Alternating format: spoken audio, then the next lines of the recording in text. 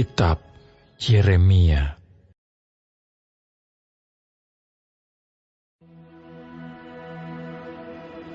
Beginilah firman Tuhan. Sesungguhnya aku menggerakkan terhadap Babel, terhadap penduduk negeri orang-orang Kasdim, suatu semangat pemusnah.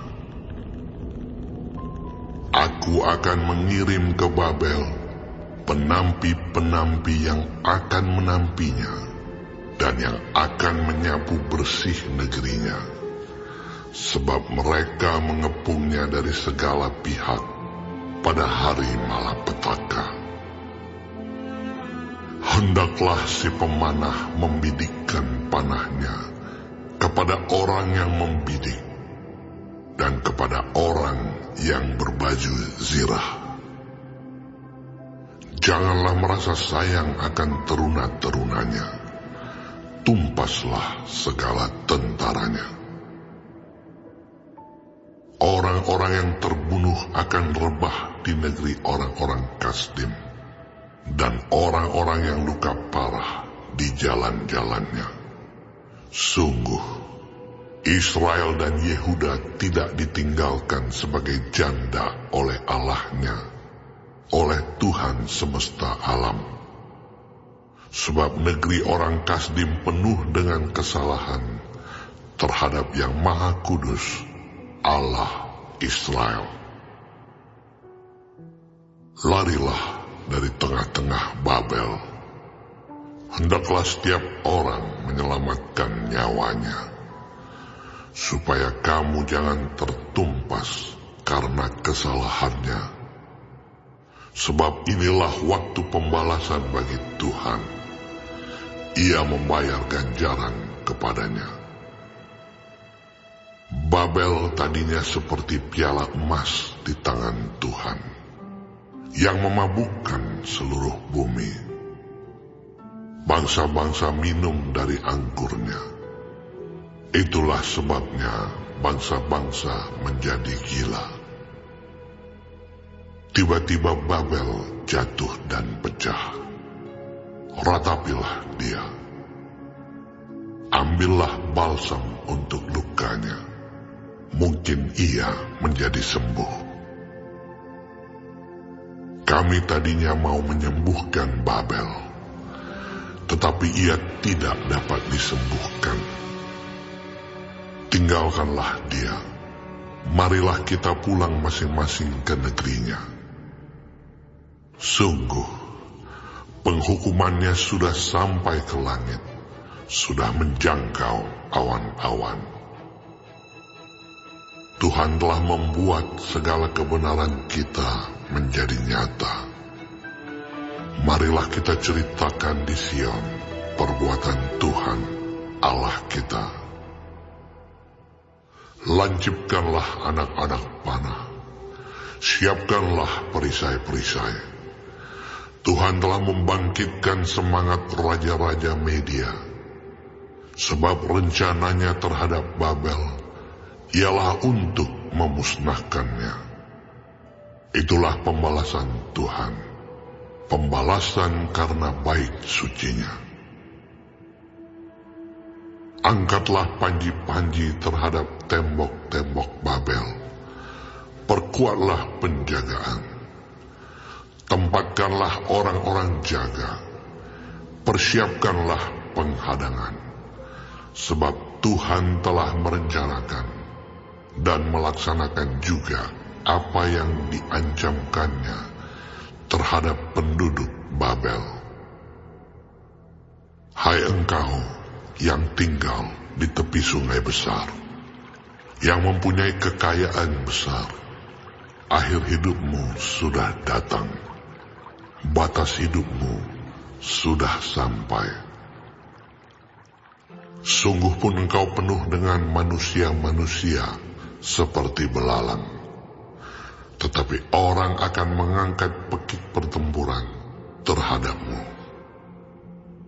Tuhanlah yang menjadikan bumi dengan kekuatannya, yang menegakkan dunia dengan kebijaksanaannya. dan yang membentangkan langit dengan akal budinya. Apabila ia memperdengarkan suaranya, menderulah bunyi air di langit. Ia menaikkan kabut awan dari ujung bumi. Ia membuat kilat serta dengan hujan, dan mengeluarkan angin dari perbendaharaannya.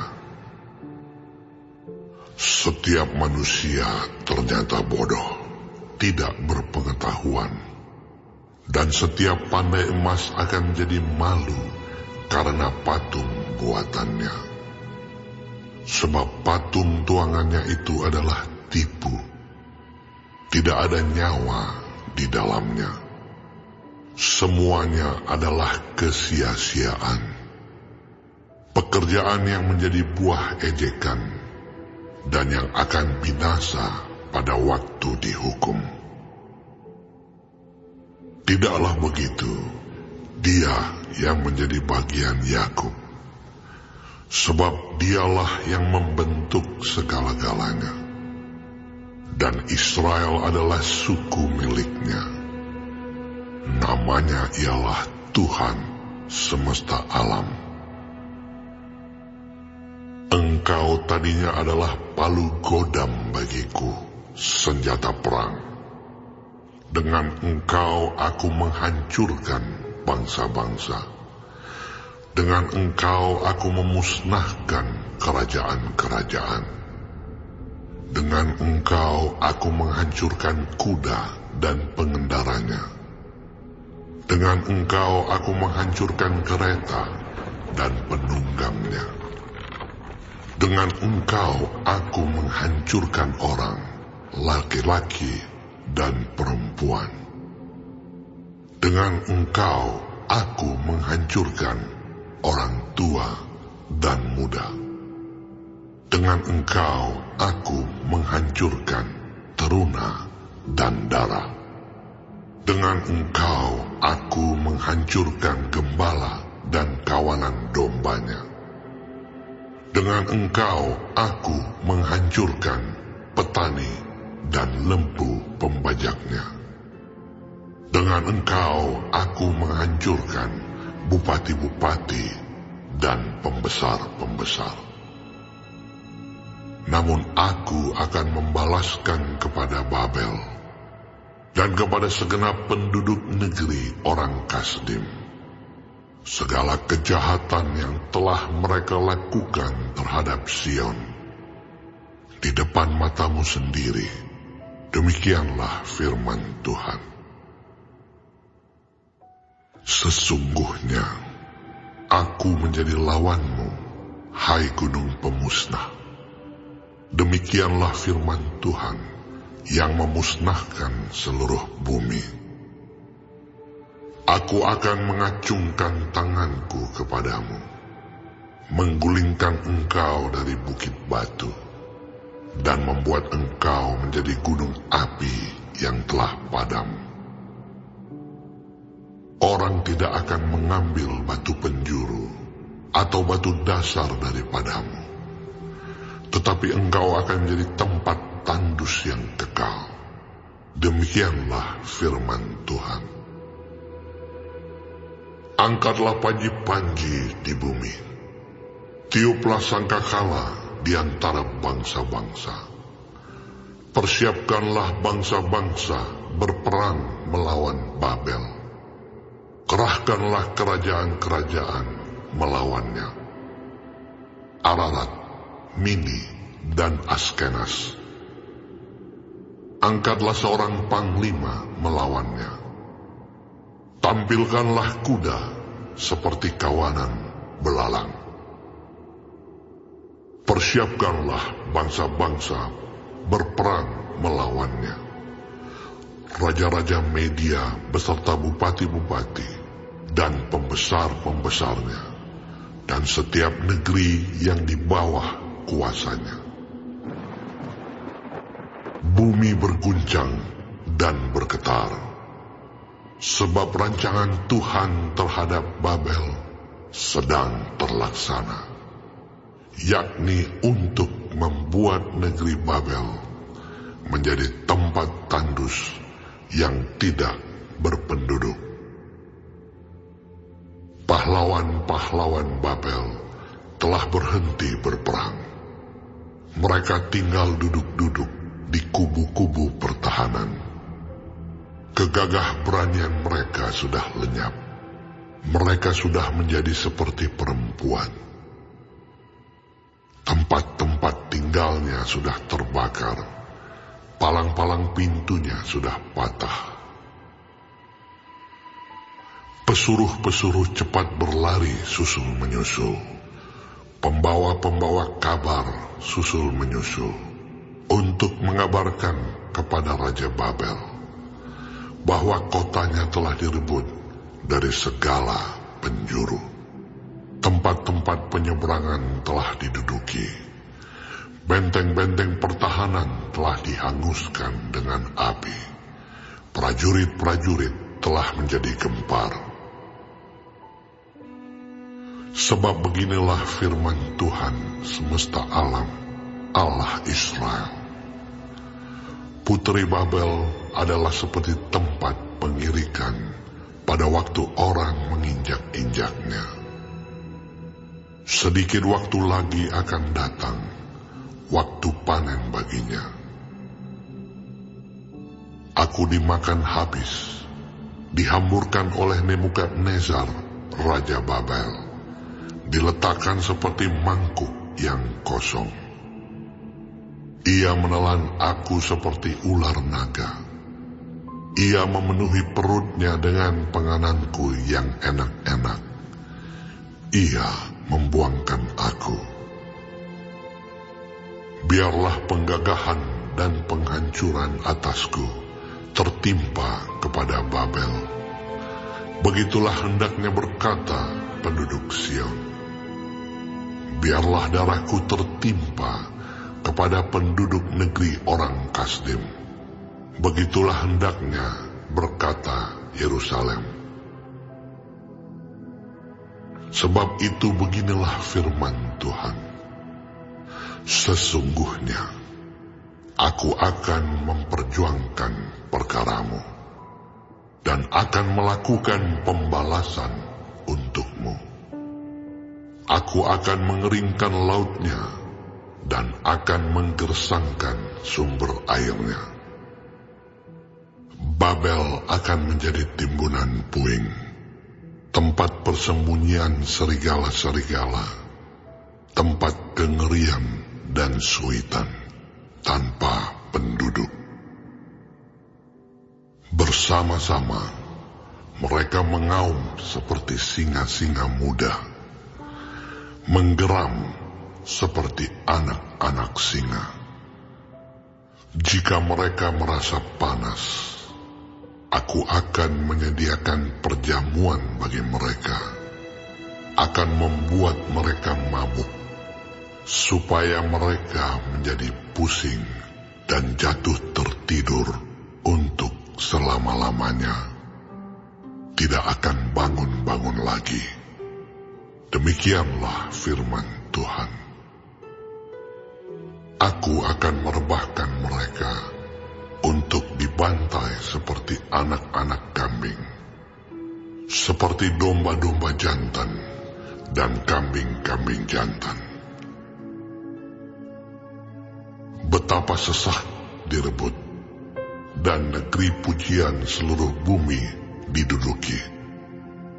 Betapa Babel menjadi kengerian di antara bangsa-bangsa. Laut telah naik meliputi Babel. Gelombang-gelombangnya yang menderu telah melingkupinya. Kota-kotanya sudah menjadi tempat tandus, menjadi negeri yang kering dan padang belantara. Negeri yang tidak didiami oleh seorang pun, dan yang tidak dilewati oleh seorang manusia pun. Aku akan menghukum dewa Bel di Babel, dan akan mengeluarkan dari mulutnya apa yang ditelannya, Bangsa-bangsa tidak akan datang lagi mengalir kepadanya. Tembok Babel pun sudah runtuh. Keluarlah dari tengah-tengahnya, hai umatku. Hendaklah setiap orang menyelamatkan nyawanya dari murka Tuhan yang menyala-nyala itu. Biarlah hatimu jangan kecut dan takut karena kabar yang terdengar di negeri. Apabila tahun ini datang kabar ini, dan tahun kemudian kabar itu, apabila kekerasan merajalela di negeri, dan penguasa lalim melawan penguasa lalim. Sebab itu sesungguhnya waktunya akan datang bahwa aku akan menghukum patung-patung Babel. Seluruh negerinya akan menjadi malu, dan semua orangnya yang terbunuh akan rebah di tengah-tengahnya. Maka langit dan bumi, serta segala apa yang ada di dalamnya, akan bersorak-sorai tentang Babel. Apabila dari utara datang kepadanya para perusak itu, demikianlah firman Tuhan. Babel akan jatuh oleh karena orang-orang yang mati terbunuh di antara Israel, sama seperti jatuhnya orang-orang yang mati terbunuh di seluruh bumi oleh karena Babel. Kamu, orang-orang yang terluput dari pedang, pergilah, janganlah berhenti. Ingatlah dari jauh kepada Tuhan, dan biarlah Yerusalem timbul lagi dalam hatimu.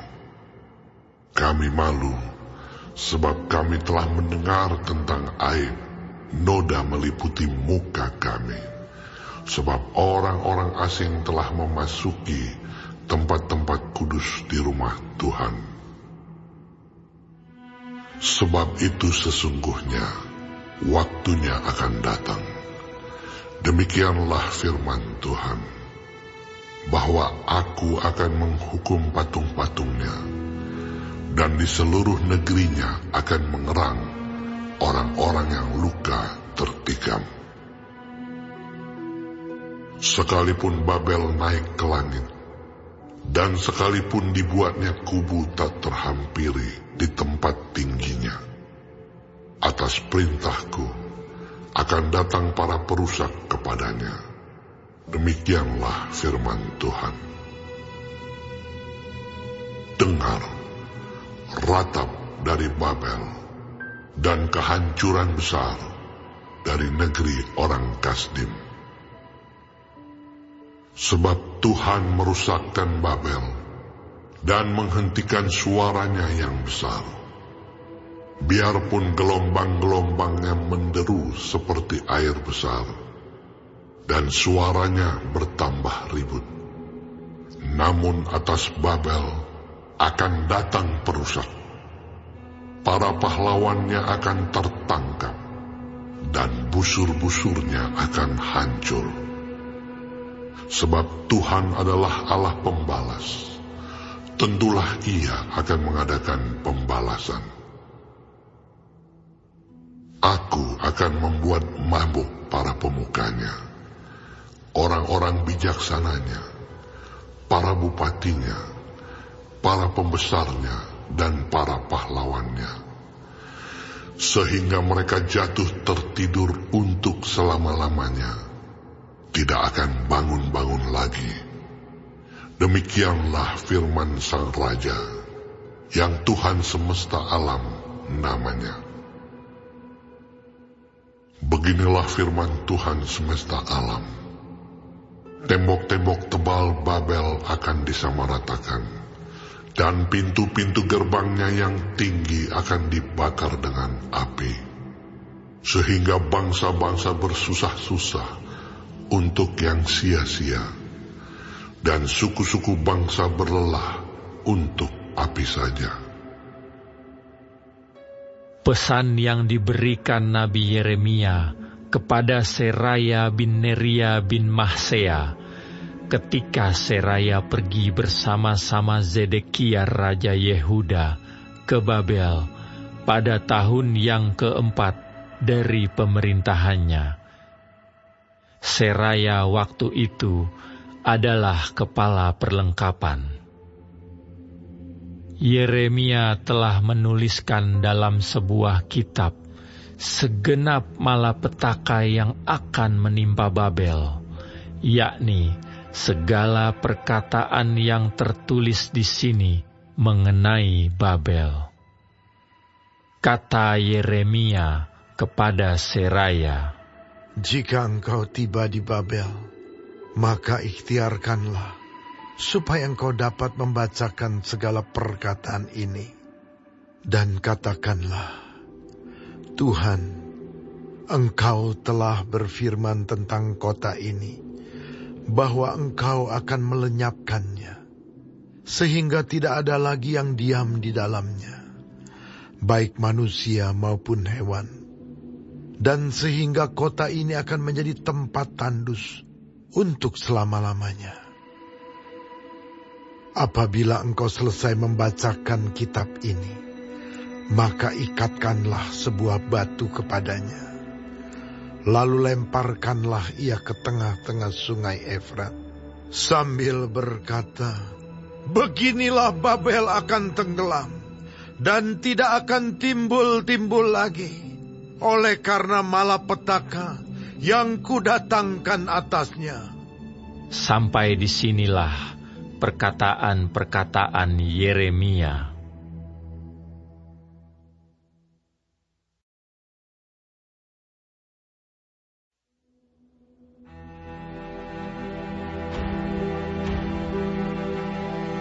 Zedekia berumur 21 tahun pada waktu ia menjadi raja, dan 11 tahun lamanya ia memerintah di Yerusalem. Nama ibunya ialah Hamutal binti Yeremia dari Libna. Ia melakukan apa yang jahat di mata Tuhan, tepat seperti yang telah dilakukan Yoyakim. Sebab oleh karena murka Tuhanlah hal itu terjadi terhadap Yerusalem dan Yehuda, yakni bahwa ia sampai membuang mereka dari hadapannya. Zedekia memberontak terhadap Raja Babel. Maka pada tahun ke-9 dari pemerintahannya, dalam bulan yang ke-10, pada tanggal 10 bulan itu, datanglah Nebukadnezar Raja Babel dengan segala tentaranya menyerang Yerusalem. Berkemalah mereka mengepungnya, dan didirikan merekalah tembok pengepungan sekelilingnya. Demikianlah kota itu terkepung sampai tahun yang ke-11 pemerintahan Raja Zedekia. Pada tanggal 9 bulan yang keempat, ketika kelaparan sudah merajalela di kota itu, dan tidak ada lagi makanan pada rakyat negeri itu, maka dibelah oranglah tembok kota itu. Melihat hal itu, maka melarikan dirilah raja dengan semua tentara, meninggalkan kota itu pada waktu malam melalui pintu gerbang antara kedua tembok yang ada di dekat taman raja, sekalipun orang Kasdim mengepung kota itu sekeliling. Mereka lari menuju ke Araba Yordan. Tetapi tentara Kasdim itu mengejar raja dari belakang dan mencapai Zedekia di dataran Yeriko. Segala tentaranya telah berserak-serak meninggalkan dia. Mereka menangkap raja dan membawa dia ke Ribla di tanah Hamat kepada Raja Babel yang menjatuhkan hukuman atas dia. Raja Babel menyuruh menyembelih anak-anak Zedekia di depan matanya.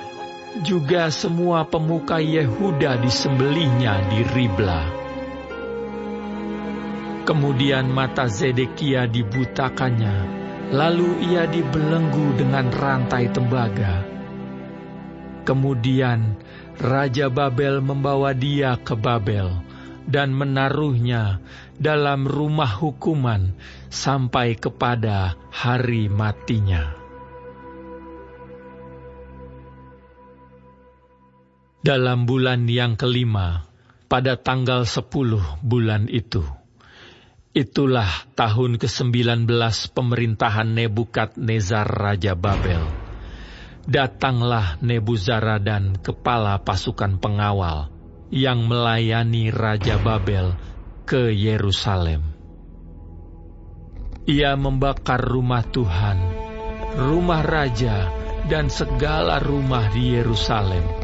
Segala rumah orang-orang besar dibakarnya dengan api. Segala tembok sekeliling kota Yerusalem dirobohkan oleh tentara Kasdim yang ada bersama-sama dengan kepala pasukan pengawal itu.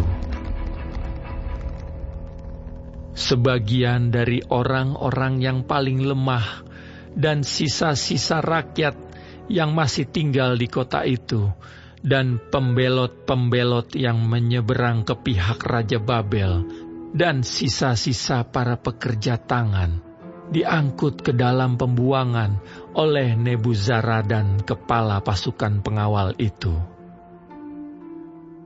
Hanya beberapa orang miskin dari negeri itu ditinggalkan oleh Nebuzaradan, kepala pasukan pengawal itu, untuk menjadi tukang-tukang kebun anggur dan peladang-peladang. Juga tiang-tiang tembaga yang ada di rumah Tuhan, dan kereta penopang, dan laut tembaga yang ada di rumah Tuhan, dipecahkan oleh orang Kasdim, dan seluruh tembaganya diangkut mereka ke Babel. Kuali-kuali, penyodok-penyodok, pisau-pisau, bokor-bokor penyiraman, dan cawan-cawan, dan segala perkakas tembaga yang dipakai untuk menyelenggarakan kebaktian diambil mereka. Juga pasu-pasu, perbaraan-perbaraan, bokor-bokor penyiraman, kuali-kuali, kandil-kandil, cawan-cawan, dan piala-piala, baik segala yang dari emas maupun segala yang dari perak, diambil oleh kepala pasukan pengawal itu. Adapun kedua tiang, laut yang satu itu, dan ke-12 lembu tembaga yang ada di bawah kereta penopang, yang dibuat oleh Raja Salomo untuk rumah Tuhan, tiada tertimbang tembaga segala perkakas ini. Adapun tiang-tiang itu, satu tiang 18 hasta tingginya, dan dapat dililit oleh tali yang 12 hasta panjangnya. Tebalnya 4 jari, dan geronggang dari dalam. Di atasnya ada ganja dari tembaga. Tinggi ganja yang satu itu 5 hasta, dan jala-jala dan buah-buah delima ada di atas ganja itu sekeliling, semuanya dari tembaga. Dan tiang yang kedua seperti itu juga. Mengenai buah delima, ada 96 buah delima yang merupakan gambar timbul. Seluruhnya buah-buah delima itu ada 100 pada jala-jala itu berkeliling. Lalu kepala pasukan pengawal itu menangkap Seraya, imam kepala, dan Zefanya, imam tingkat 2, dan ketiga orang penjaga pintu. Dari kota itu ditangkapnya seorang pegawai istana yang diangkat mengepalai prajurit-prajurit dan 7 orang pelayan pribadi raja yang terdapat di kota itu, dan panitera panglima tentara yang mengerahkan rakyat negeri menjadi tentara, dan 60 orang dari rakyat negeri yang terdapat di tengah-tengah kota itu. Nebuzaradan, kepala pasukan pengawal, menangkap mereka dan membawa mereka kepada Raja Babel di Ribla. Lalu Raja Babel menyuruh membunuh mereka di Ribla di tanah Hamat. Demikianlah orang Yehuda diangkut ke dalam pembuangan dari tanahnya. Inilah jumlah rakyat yang diangkut ke dalam pembuangan oleh Nebuzaradan dalam tahun ke-7.